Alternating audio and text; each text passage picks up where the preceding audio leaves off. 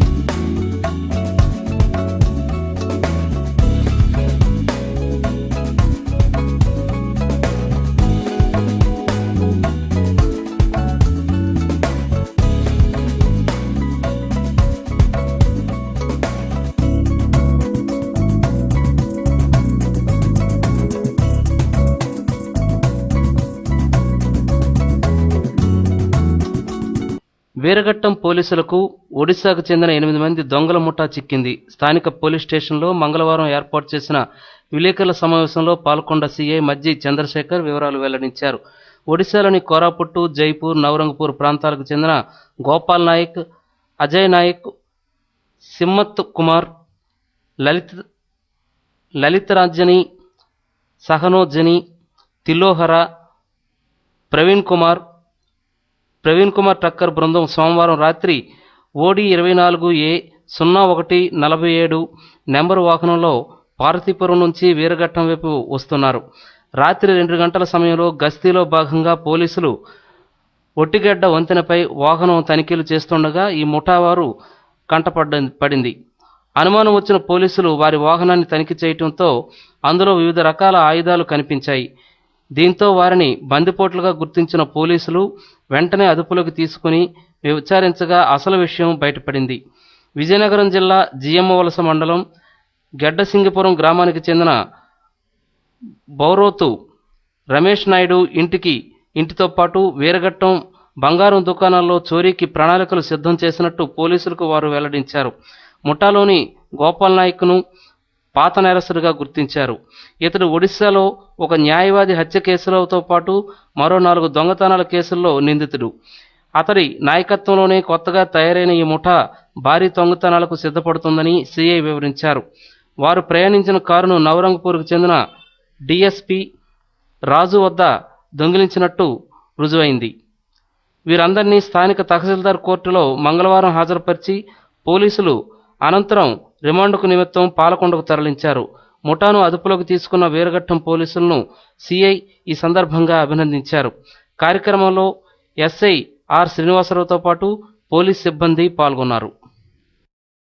Veeraghattam police station staff మరియు SI గారు Veeraghattam ఒట్టిగడ్డ bridge దగ్గర వాహనాలు తనిఖీ చేస్తుండగా రాత్రి సుమారు 2:30 టైంలో పార్వతీపురం నుంచి వచ్చినటువంటి బొలెరో వాహనాన్ని ఆపి చెక్ చేయగా బొలెరో వాహనంలో ఒక 8 వ్యక్తులు తెలుగు భాష రాని వ్యక్తులు అయి ఉండి వారిని విచారించగా మరియు వారి దగ్గర ఉన్న బ్యాగులను చెక్ చేయగా డెకాయిటీకి సంబంధించినటువంటి వస్తువులు ఇప్పుడు మీకు చూపించాం.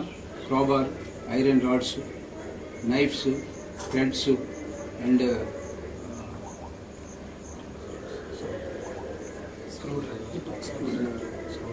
స్క్రూ డ్రైవర్ ఒకటి, ఇట్లాంటి డెకాయిటీ గ్యాంగ్కి సంబంధించినటువంటి ఇంప్లిమెంట్స్తో దొరకడం జరిగింది. వాళ్ళని విచారించగా వాళ్ళు ఒరిస్సా రాష్ట్రానికి సంబంధించినటువంటి బిసింకటెక్, జైపూర్, నవరంగపూర్, కొరాపుట్ జిల్లాలకు సంబంధించినటువంటి మనుషులుగా గుర్తించడం జరిగింది. వాళ్ళని విచారించగా వాళ్ళు ఇక్కడ మన ఆంధ్రాలో దొంగతనం చేసి డబ్బు ఎక్కువ సంపాదించే ఉద్దేశంతో ఒక నిర్ణయానికి వచ్చి ఒక బొలెరో వాహనాన్ని కూడా ఒరిస్సాలో దొంగతనం చేసుకొని ఆ డ్రైవర్ని కూడా నమ్మించి వీళ్ళతో సభ్యుడిగా కలుపుకొని నేరం చేయడానికి సిద్ధమై ఇచ్చారు. ఇక్కడ మన ఆంధ్రాలో వీరఘట్టంకు ఆనుకుని ఉన్నటువంటి విజయనగరం బార్డర్ గడ్డసింగిపురం అనేటటువంటి గ్రామంలో శివారు హౌస్, ఒక ధనికుడు హౌస్ అని తెలిసింది వాళ్ళ రెక్కీలో. ఆ హౌస్ని కొట్టి ఆస్తిని మొత్తం దోసుకుపోతున్న ఉద్దేశంతో వీళ్ళు ప్రిపరేషన్తో ఒక గన్నీ బ్యాగ్స్ కూడా తీసుకొని రావడం జరిగింది. ఇది పక్క డెకాయిటీ గ్యాంగ్. అయితే ఇదే ఫస్ట్ నేరమైన వాళ్ళు కన్ఫ్యూషన్ తేలుతుంది. కానీ తదుపరి విచారణలో వీళ్ళు పాత నేరస్తులుగా గుర్తించబడ్డది. ఇందులో గోపాల్ నాయక్ అనేటటువంటి ఒక వ్యక్తి, ఈయన పాత నేరస్తులే. జైపూర్, కొరాపుట్ ఏరియాలో 4 నేరాల్లో ముందుగా ఉండి తప్పించి తిరిగి అరెస్ట్ అయ్యి మళ్ళా శిక్ష అనిపించి బయటికి వచ్చి మళ్ళీ నేర ప్రవృత్తిని వృత్తిగా ఎంచుకొని సులువుగా డబ్బు సంపాదించే మార్గాన్ని ఆలోచించుకొని మిగతా వాళ్ళందరినీ టీమ్గా తయారు చేసి ఒక గ్యాంగ్గా తయారు చేసి స్టార్ట్ చేయడం జరిగింది వాడి విచారణలో. వీళ్ళు ఇంతకుముందు కూడా పాలకొండ ఏరియాలో కూడా వచ్చి 1-2 అఫెన్స్ చేసినట్లుగా నిర్ధారణ జరుగుతుంది. అవి కూడా ఎంక్వైరీ చేసేలా చేర్చడం జరుగుతుంది. ప్రస్తుతానికి వీళ్ళు ఈ ఇంప్లిమెంట్స్తో ఇంకెటువంటి నేరానికి ఇంకా పూనుకోలేదు కనుక నేరానికి సంసిద్ధత అయ్యారనే ఉద్దేశంతో వీళ్ళని 41-102 సెక్షన్స్ కింద వీళ్ళని ప్రివెంటివ్ అరెస్ట్ చేసి వీరఘట్టం ఎంఆర్ఓ కోర్టులో ప్రొడ్యూస్ చేయడం జరిగింది. ప్రొడ్యూస్ చేసిన వెంటనే ఆయన రిమాండ్ ఇచ్చి నెక్స్ట్ మంత్ 6వ తారీఖు వరకు రిమాండ్ విధించడం జరిగింది. 12 రోజులు రిమాండ్ ఇచ్చారు. వీళ్ళందరినీ ఇప్పుడు సబ్ జైలుకి పంపడం జరుగుతుంది. గోపాల్ అనే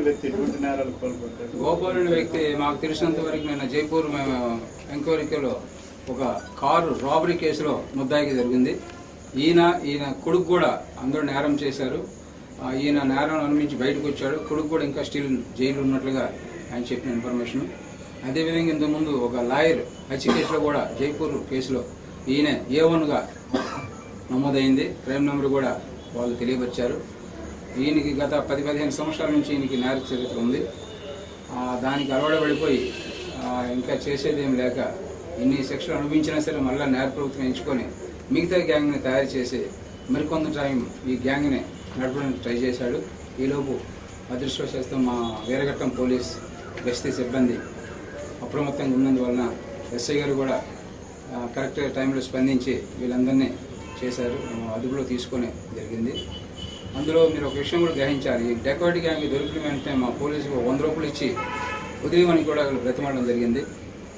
అయినప్పటికీ మన వాళ్ళు ఇదేంటి అని చెప్పి నిశ్చితంగా పరిశీలిస్తే ఇంకా టైం అయిపోతుంది సార్, ఏదో ఫైన్ కట్టుకుని మమ్మల్ని వదిలేయండి అని కూడా వాళ్ళు చెప్పడం జరిగింది.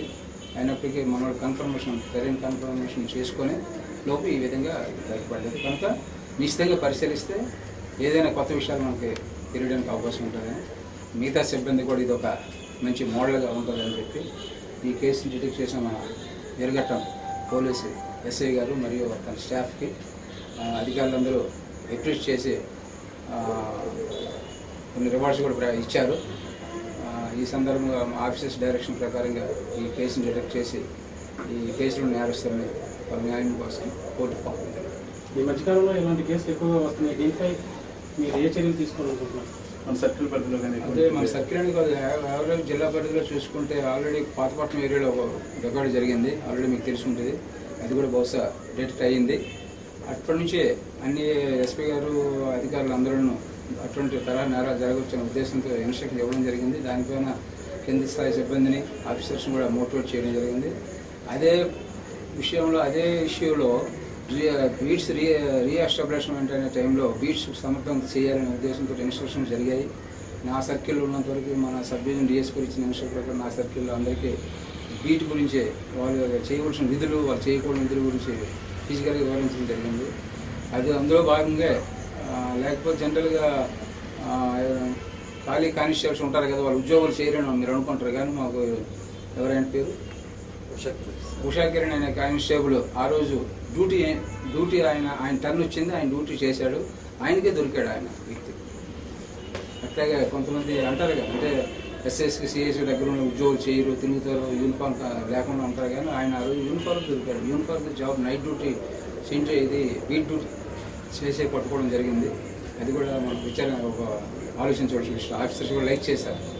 జనరల్గా డ్యూటీ చేయని వాళ్ళు కూడా అంటే వాళ్ళు రొటీన్ ప్రకారం డ్యూటీ చేస్తారు.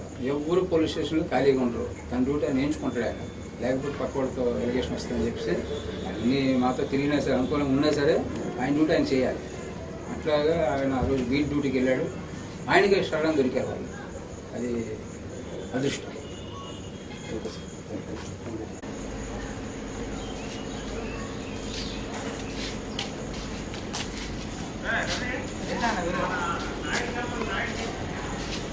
భార్య చిరుకోపాన్ని పోగొట్టడానికి భర్త ఇచ్చే ఒక చిన్న గిఫ్ట్ నాణ్యమైన బంగారం.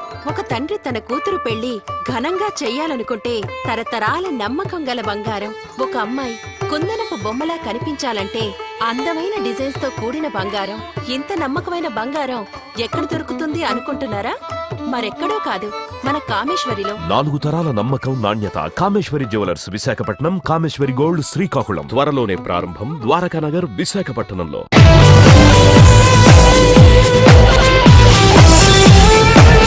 రాజస్థాన్ నారీ సింగార్ సేల్. మా వద్ద మహిళలకు కావలసిన అన్ని రాజస్థానీ గాజులు, ఫ్యాన్సీ రబ్బర్ బ్యాండ్స్, వివిధ మోడల్స్ లో వేల రకాల హ్యాండ్ బ్యాగ్స్ లభించును. ఇంకా మా వద్ద bed sheets, pillow covers, cushion covers, sofa covers, divan sets, dining table క్లాత్లు, TV covers, Rajasthani salwar suits, అన్ని సైజుల నైటీలు, లేడీస్ టాప్స్, మగవారికి కావలసిన jeans, jean pants, cotton jeans, night pants, చిన్నపిల్లలకు డ్రెస్సులు, ఆట వస్తువులు, జైపూర్ మగవారి డ్రెస్సులు, డోర్ మ్యాట్స్, మీరింతవరకు చూడని నమ్మలేని వేల రకాల గిఫ్ట్ ఐటమ్స్ సరసమైన ధరలకు లభించును. 10 గంటల నుండి రాత్రి 9 గంటల వరకు. ఆదివారం కూడా షాప్ కలదు. వెంటనే విచ్చేయండి. రాజస్థాన్ నారీ Singar sale, rice millers association, కళ్యాణ మండపం, కిన్నెర టాకీస్ ఎదురుగా, జిల్లా పరిషత్ రోడ్. రేషన్ షాపుల డీలర్ల నియామకంలో అవకతవకలు నివారించేందుకు ఇక నుండి రాత పరీక్షలు నిర్వహించాలని ప్రభుత్వం కొత్త నిబంధనలు రూపొందించింది. ఇదివరకు డీలర్ నియామకంలో ప్రజాప్రతినిధుల సిఫార్సులు ఉండేవి. వీటిని అడ్డుకట్ట వేయాలని ప్రభుత్వం నిర్ణయించింది. నూతనంగా శ్రీకాకుళం కాంప్లెక్స్ నుండి ఒంగోలు వరకు బస్సు సర్వీసును ప్రారంభించారు. ఈ బస్సు ప్రతిరోజు శ్రీకాకుళంలో రాత్రి 7 గంటలకు బయలుదేరి మరుసటి రోజు ఉదయం 8 గంటలకు ఒంగోలు చేరుతుంది. తిరుగు ప్రయాణంలో సాయంత్రం 4 గంటలకు ఒంగోలులో బయలుదేరి మరుసటి రోజు శ్రీకాకుళం ఉదయం 5 గంటలకు చేరుతుందని 1వ డిపో మేనేజర్ ఎం సన్యాసరావు తెలిపారు. పురపాలక సంఘంలో పనిచేస్తున్న ఉద్యోగుల సమస్యలను పరిష్కరించాలని మున్సిపల్ కమిషనర్ బాపిరాజును జిల్లా మున్సిపల్ పబ్లిక్ యూనియన్ అధ్యక్షుడు రౌతు సింహాచలం ప్రధాన కార్యదర్శి గౌరీశంకర్రావు కోరారు.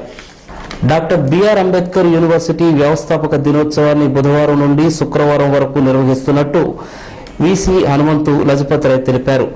ఏర్పాట్లను వీసీ మంగళవారం పర్యవేక్షించారు.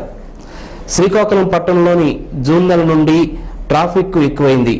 ఇటీవల స్కూళ్లు, వివిధ కాలేజీలు తెరవటం మరియు పాత బ్రిడ్జిపై ఉన్న అప్రోచ్ రోడ్డు ఇటీవల వర్షాలకు మరమ్మతు కావటం, వెరసి ట్రాఫిక్ రద్దీ పెరగడంతో ప్రజలు, ముఖ్యంగా పాదచారులు, వాహన చోదకులు తీవ్ర ఇబ్బందులు పడుతున్నారు. ఇకనైనా ప్రభుత్వం నిర్మాణంలో ఉన్న బ్రిడ్జిను వేగవంతం చేయాలని ప్రజలు కోరుతున్నారు. రేషన్ దుకాణాల్లో ఎలక్ట్రానిక్ తూనికల యంత్రాలను తప్పనిసరిగా వినియోగించాలని జేసీ వీరపాండ్యన్ స్పష్టం చేశారు. మంగళవారం జిల్లా డీలర్ల సంఘం ప్రతినిధులు జేసీని కలిసి ఎంఎల్ఎస్ పాయింట్ల వలన సరుకుల్లో వ్యత్యాసం క్వింటాకు 4 కిలోలు వస్తుందని, తమ సమస్యను పరిష్కరించాలని సంఘ ప్రతినిధులు జేసీని కోరారు. ఇసుక మాఫియా ఆ 4 మృతికి కారణమైంది. కర్నూలు జిల్లా వారోకల్లు మండలం నన్నూరులో ఇసుక మాఫియా చెలరేగిపోయింది. నిట్ స్థల పరిశీలనకు వెళ్లిన రెవెన్యూ అధికారులు సిబ్బందిపై ఇసుక లారీ దూసుకుపోగా 5 మరణించారు. వీరిని ఆర్ఐ శ్రీనివాసులు, గ్రామ సేవకులైన వెంకటేశ్వర్లు, శివరాముడు, గోపాల్, రామకృష్ణలుగా గుర్తించారు. ఓర్వకలు తహసీల్దారు సునీతాబాయ్, మరో గ్రామ సేవకుడికి తీవ్ర గాయాలయ్యాయి. వీరిని కర్నూలు ఆసుపత్రికి తరలించి చికిత్స అందిస్తున్నారు. ఈ ఘటనపై విచారణ జరిపించాలని, క్షతగాతులను హైదరాబాద్కు తరలించి మెరుగైన చికిత్స అందించాలని AP deputy CM KE Krishnamurthy అధికారులను ఆదేశించారు. ఏడాది వయసు పాప భరతనాట్య విన్యాసం. ఏడాది వయసున్న పాప నడవడమే కష్టం అనుకుంటే ఈ పాప ఏకంగా భరతనాట్యమే చేసి చూపించిందట. అది కూడా ఏదో కొన్ని సెకన్ల పాటు కాదు, ఏకంగా 7-8 నిమిషాల పాటు. ఆ పాప చేసింది ప్రొఫెషనల్ భరతనాట్యం కానప్పటికీ వీలైనంతగా భరతనాట్యాన్ని పోలిన విధంగా ఎక్కడ ఏ భంగిమలో ఎలా డ్యాన్స్ చేయాలో అలా లైవ్ పెర్ఫార్మెన్స్ ఇచ్చింది. ఔరా, ఇంత చిన్న వయసులో ఇంత జ్ఞాపక శక్తి ఏంటంటూ ముచ్చటపడటం ఆమె పెర్ఫార్మెన్స్ను చూసిన వాళ్ళంతా వంతయింది. 4 ఏళ్ల క్రితం వినయ్ని ఇచ్చిన ఈ పెర్ఫార్మెన్స్ ఇప్పటికీ సోషల్ మీడియాలో హిట్ మీద హిట్ కొడుతూనే ఉంది. ఇక నెల గ్యాస్ కిరోసిన్ వడ్డన. అవును, 3 లేదా 2 ఏళ్లకు అలా కాకుంటే ప్రతి సంవత్సరం వచ్చే బడ్జెట్లో గ్యాస్ సిలిండర్ రేట్లను పెంచేవి కేంద్రంలో ఉండే అధికార పార్టీలు. కానీ ఇప్పుడు అలా కాదు. గ్యాస్ సిలిండర్ను డీజిల్ కేటగిరీలో తోసేందుకు ప్రయత్నాలు చేస్తుంది నరేంద్ర మోడీ ప్రభుత్వం. డీజిల్ మాదిరిగానే వంట గ్యాస్, కిరోసిన్ ధరలను స్వల్ప మోతాదుల్లో ప్రతి నెల పెంచే దిశలో కేంద్రం కసరత్తు కొనసాగిస్తోంది. తద్వారా భవిష్యత్తులో ఈ 2 ఇంధనాలకు సంబంధించిన 80,000 కోట్ల సబ్సిడీ భారాన్ని పూర్తిగా తొలగించుకోవాలని భావిస్తోంది. ఎల్పీ సిలిండర్ ధరను ₹5 చొప్పున, కిరోసిన్ ధరను లీటర్కు 50 పైసల నుంచి రూపాయి చొప్పున ప్రతి నెల పెంచే ప్రతిపాదనలపై కసరత్తు చేస్తోంది. 2013 నుంచి డీజిల్ ధరను ప్రతి నెల 50 పైసలు చొప్పున పెంచుతూ వచ్చిన గత యూపీఏ ప్రభుత్వం డీజిల్పై ఉన్న సబ్సిడీ భారం లీటర్కు కేవలం ₹62 తగ్గించగలిగింది.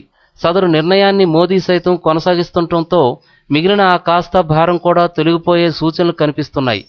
ఇదే పద్ధతిలో ఎల్పీజీ, కిరోసిన్ ధరలను 5 ఏళ్ల వరకు ప్రతి నెల క్రమంగా పెంచుతూ పోతే గ్యాస్ సిలిండర్ సబ్సిడీ భారం 4 ఏళ్లకు, కిరోసిన్ భారం 2 ఏళ్లలో పూర్తిగా తొలగిపోయే అవకాశం ఉందని అంచనా. ప్రస్తుత ఆర్థిక సంవత్సరంలో డీజిల్, ఎల్పీజీ, కిరోసిన్లపై ఇచ్చే సబ్సిడీ 1,15,548 కోట్లుగా అంచనా. ఇందులో ఎల్పీజీ వాటా 50,324 కోట్లు కాగా కిరోసిన్ వాటా 29,488 కోట్లుగా ఉంది. పట్టాలు తప్పిన రాజధాని, 5 మృతి. బుధవారం తెల్లవారుజామున ఢిల్లీ దిబ్రూగఢ్ రాజధాని ఎక్స్ప్రెస్ పట్టాలు తప్పింది. ఈ ఘటనలో 5 మరణించగా 8 మంది గాయపడ్డారు. ఢిల్లీ నుంచి దిబ్రూగఢ్ వెళ్తున్న రైలు బీహార్ రాష్ట్రం చాప్రాలోని గోల్డెన్ గంజ్ వద్ద 12 బోగీలు పట్టాలు తప్పాయి. ఘటనా స్థలం వద్ద ప్రస్తుతం సహాయక చర్యలు కొనసాగుతున్నాయి. ప్రయాణికులను రిలీఫ్ ట్రైన్లో సమీప రైల్వే స్టేషన్కు తరలించారు. ఈ ఘటనపై రైల్వే మంత్రి సదానంద గౌడ తీవ్ర విచారం వ్యక్తం చేశారు. మృతుల కుటుంబాలకు 2 లక్షల చొప్పున ఎక్స్గ్రేషియా ప్రకటించారు. గాయపడిన వారికి ₹1,00,000 అందించాలని ఆదేశించారు. జే న్యూస్ బులెటిన్ ఇంతటితో సమాప్తం. తిరిగి జే న్యూస్ బులెటిన్లో కలుద్దాం. చూస్తూ ఉండండి ప్రతి దృశ్యం ప్రజాపక్షం జే న్యూస్.